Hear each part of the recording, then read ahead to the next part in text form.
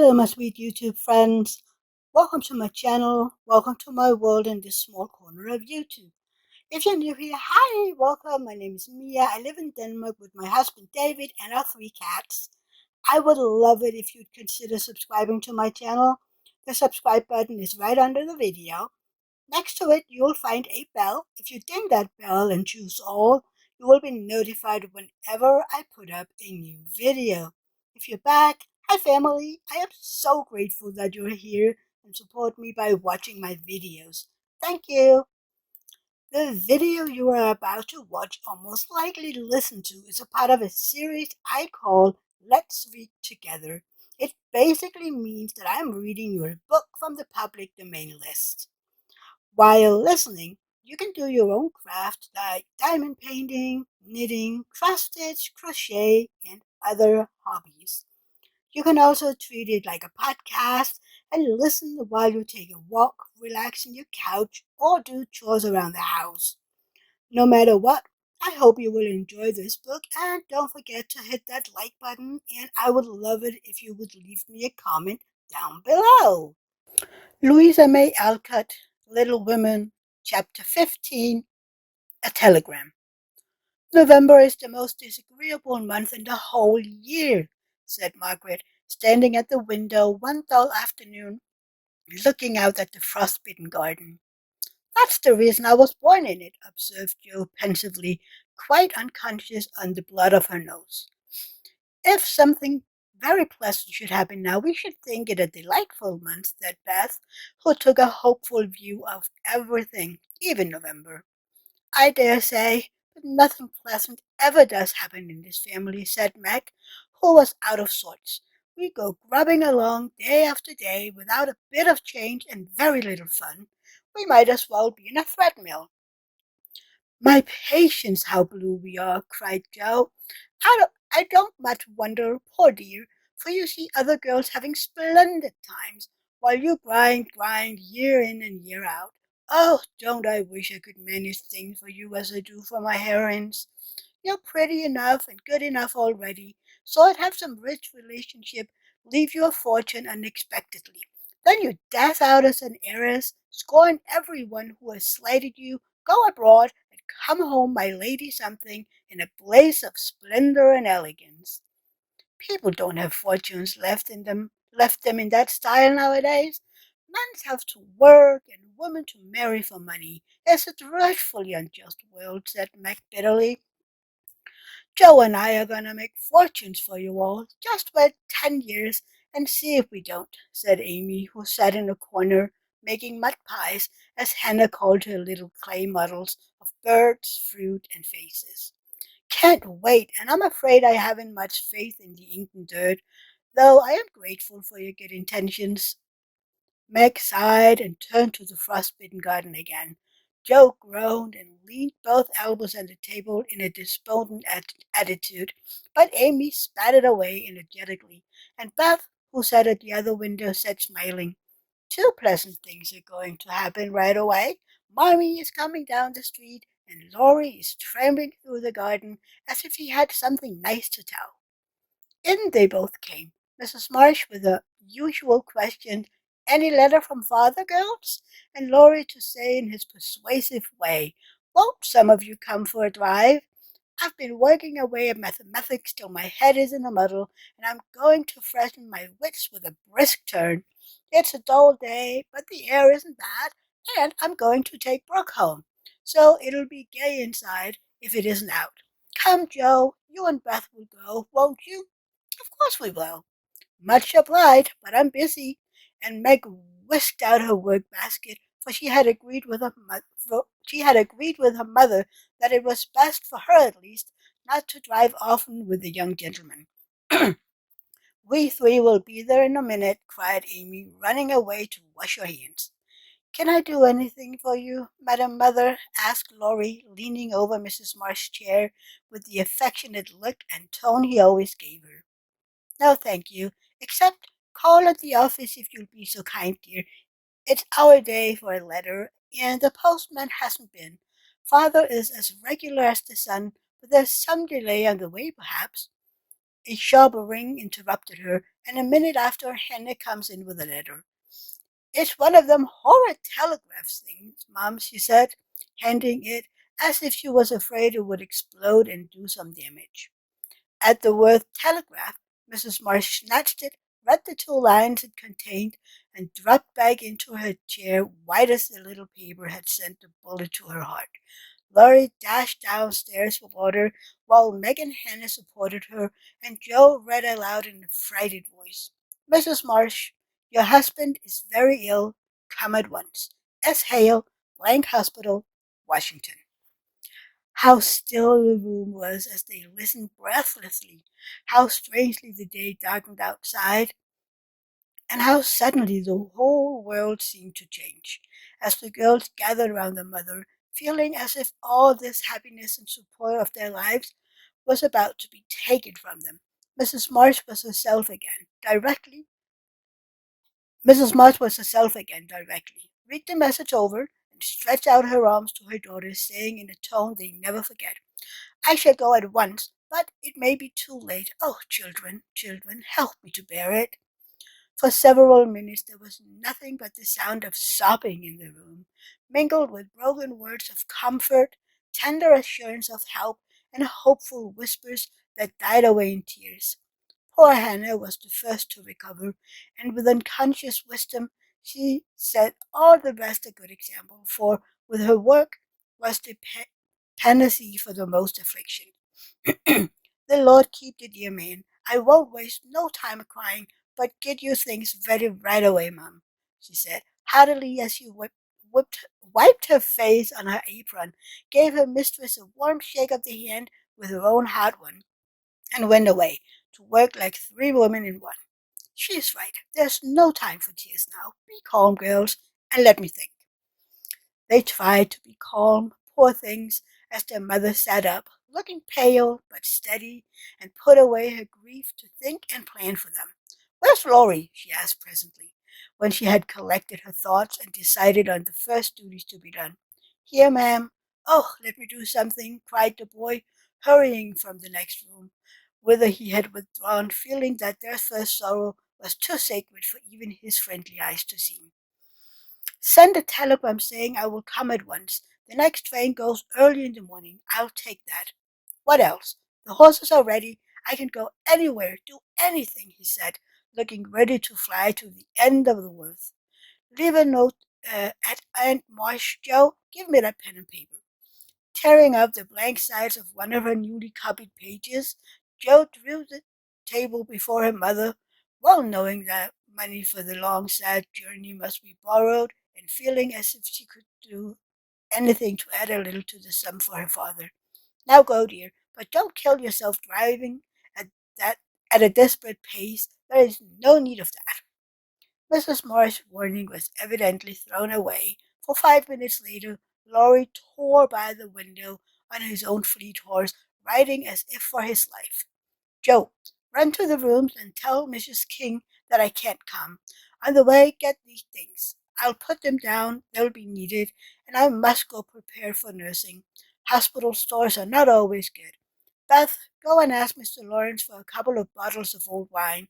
I'm not too proud to beg for father. He shall have the best of everything. Amy, tell Hannah to get down the black trunk, and, Meg, come and help me find my things, for I am half bewildered. Writing, thinking, and directing all at once might well bewilder the poor lady, and Meg begged her to sit quietly in her room for a little while, and let them work. Everyone scattered like leaves before a gust of wind, and the quiet, happy household was broken up as suddenly as if the paper had been an evil spell. Mr. Lawrence came hurrying back with Beth, bringing every comfort the kind old gentleman could think of for the invalid and the friendliest promises of protection for the girls while during their mother's absence, which comforted her very much. There was nothing he didn't offer, from his own dressing gown as to himself as escort, but that last was impossible. Mrs. Marsh would not hear of the old gentleman undertaking the long journey, yet an expression of relief was visible when he spoke of it, for anxiety ill fits one for travelling. He saw the look, knit his heavy eyebrows, rubbed his hands, and marched abruptly away, saying he'd be back directly. No one had time to think of him again, till as Meg ran through the entry with a pair of rubbers in her hand and a cup of tea in the other, she came suddenly upon Mr. Brooke. "I am very sorry to hear of this, Mrs. Marsh," he said, in the kind, quiet tone which sounded very pleasantly to her perturbed spirit. "I came to offer myself as escort to your mother. Mr. Lawrence has commissions for me in Washington, and it will give me real satisfaction to be of service to her there." Down dropped the rubbers, and the tea was very near following, as Meg put out her hand with a face so full of gratitude that Mr. Brooke would have felt repaid for a much greater sacrifice than the trifling one of time and comfort which he was about to make. "How kind you are! Mother will accept, I'm sure, and it will be such a relief to know that she has someone to take care of her. Thank you very, very much." Meg spoke earnestly and forgot herself entirely, till something in the brown eyes looking down at her made her remember the cooling tea, and led the way into the parlor, saying she would call her mother. Everything was arranged by the time Laurie returned with a note from Aunt Marsh enclosing the desired sum, and a few lines repeating what she had often said before, that she had always told them it was absurd for Marsh to go into the army, always predicted that no good would come of it, and she hoped they would take her advice next time. Mrs. Marsh put the note in the fire and the money in her purse, and went on with her preparations, with her lips folded tightly, the way which Jo would have understood if she had been there. The short afternoons wore away, all the other errands were done, and Meg and her mother busy at some necessary needlework, while Beth and Amy got tea, and Hannah finished her ironing with what she called a slab and a bang. But still Jo did not come. They began to get anxious, and Laurie went off to find her, for no one ever knew what freak Jo might take into her head. He missed her, however, and she came walking in with a very queer expression of countenance, for there was a mixture of fun and fierce satisfaction and regret in it, which puzzled the family as much as did the roll of bills she laid before her mother, saying with a little choke in her voice, "That's my contribution toward making father controllable and bringing him home." "My dear, where did you get it? $25? Jo, I hope you haven't done anything rash." "No, it's mine, honestly. I didn't beg, borrow, or steal it. I earned it, and I don't think you'll blame me, for I only sold what was my own." As she spoke, Jo took off her bonnet, and a general outcry arose, for all her abundant hair was cut short. "Your hair! Your beautiful hair! Oh, Jo, how could you? You're one beautiful, my dear girl. There was no need to do this. She doesn't look like my Jo any more, but I love her dearly for it." As everyone exclaimed, and Beth hugged the crop head tenderly, Jo assumed an indifferent air, which did not deceive anyone a particle, and said, rumbling up the brown bush and trying to look as if she liked it, "It doesn't affect the faith of the nation, so don't wail, Beth. It'll be good for my vanity. I was getting too proud of my wig. It will do my brain good to have the mop taken off. My head feels delightfully light and cool, and the barber said I could soon have a curly crop, which would be boyish, becoming and easy to keep in order. I'm satisfied, so please take the money and let's have supper." "Tell me all about it, Jo. I'm not quite satisfied, but I can't blame you, for I know how willingly you sacrificed your vanity, as you call it, to your love. But, my dear, it was not necessary, and I'm afraid you will regret it one of these days," said Mrs. Marsh. "No, I won't," returned Jo stoutly, feeling much relieved that her prank was not entirely condemned.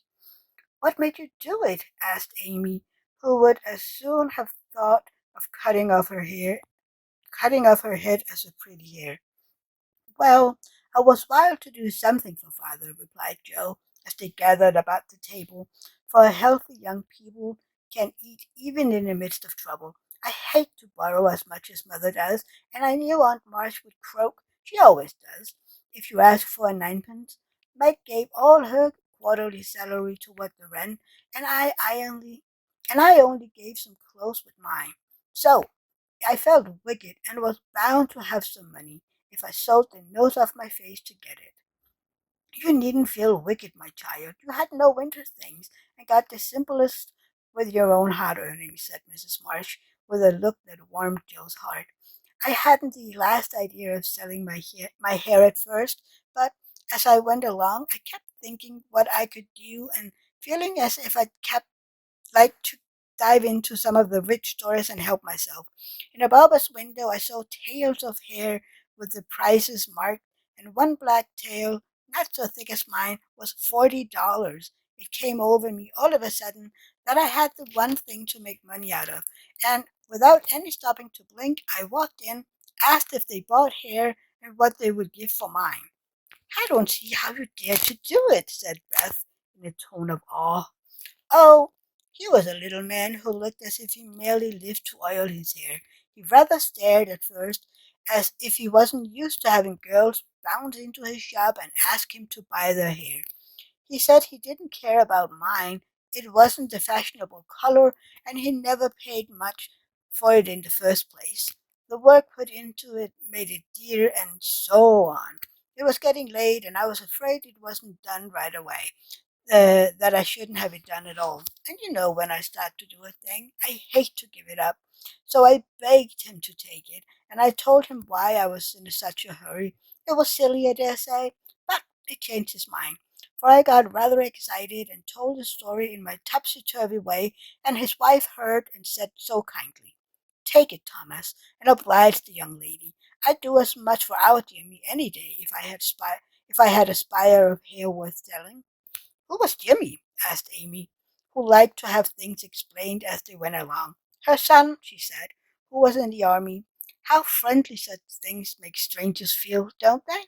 She talked away all the time the man clipped and diverted my mind nicely. "Didn't you feel dreadfully when the first cut came?" asked Meg with a shiver. It took a last I took a last look at my hair while the man got his things, and that was the end of it. I never snivel over trifles like that. I will confess, though, I felt queer when I saw the dear old hair laid out on the table and felt only the short, rough ends on my head. It almost seemed as if I'd had an arm and a leg off. The woman saw me look at it and picked out a long lock for me to keep. I'll give it to you. It'll give it to you, Marmee. Now, I'll give it to you, Marmee, just to remember past glories by for a crop. It's so comfortable. I don't think I shall ever have a mane again. Mrs. Marsh folded the wavy chestnut lock and laid it away with a short gray one in her desk. She only said, "Thank you, dearie," but something in her face made the girls change the subject and talk as cheerfully as they could about Mr. Brooks' kindness, the prospect of a fine day tomorrow, and the happy times they would have when father came home to be nursed. No one wanted to go to bed when at 10 o'clock Mrs. Marsh put by the last finished job and said, "Come, girls." Beth went to the piano, played the father's favorite hymn, and all began bravely, but broke down one by one till Beth was left alone, singing with all her heart, for to her music was always a sweet consoler. "Go to bed, don't talk, for we must be up early, and I shall need all the sleep we can get." "Good night, my darlings," said Mrs. Morris as the hymn ended, for no one cared to try another. They kissed her quietly and went to bed as silently as if the dear invalid lay in the next room. Beth and Amy soon fell asleep in spite of the great trouble, but Meg lay awake, thinking the most serious thought she had ever known in her short life. Jo lay motionless, and her sister fancied that she was asleep, till a stifled sob made her exclaim, as she touched the wet cheek, "Jo, dear, what is it? Are you crying about father?" "No, not now." "What then?" "My hair!" burst out poor Jo, trying vainly to smother her emotion in a pillow. It did not sound at all comical to Meg, who kissed and caressed the afflicted heroine in the tenderest manner. "I'm not sorry," protested Jo with a choke. "I'll do it again tomorrow if I could. It's only the vain, selfish part of me that goes and cries in this silly way. Don't tell anyone. It's all over now. I thought you were asleep, so I just made a little private moan for my own beauty. How came you be too awake? I can't sleep. I'm so anxious, said Meg. Think about something pleasant and soon you'll drop off. I tried, but felt wider awake than ever. What did you think of? Handsome faces, eyes particularly, answered Meg, smiling to herself in the dark. What color do you like best? Brown, that is. Sometimes blue are lovely. Joe laughed, and Meg sharply ordered her not to talk, then amiably promised to make her hair curl, and fell asleep to dream of living in her castle in the air. The clocks were striking midnight, and the rooms were very still as a figure glided quietly from bed to bed, smoothing a coverlid here, settling a pillow there, and pausing to look long and tenderly at each unconscious face, to kiss each with lips that mutely blessed, and to pray for fervent prayers which only mothers uttered. As she lifted the curtain to look into the dreary night, the moon broke suddenly from behind the clouds and shone upon her like a bright, benign face which seemed to whisper in the silence, "Be comforted, dear soul. There is always light behind the clouds."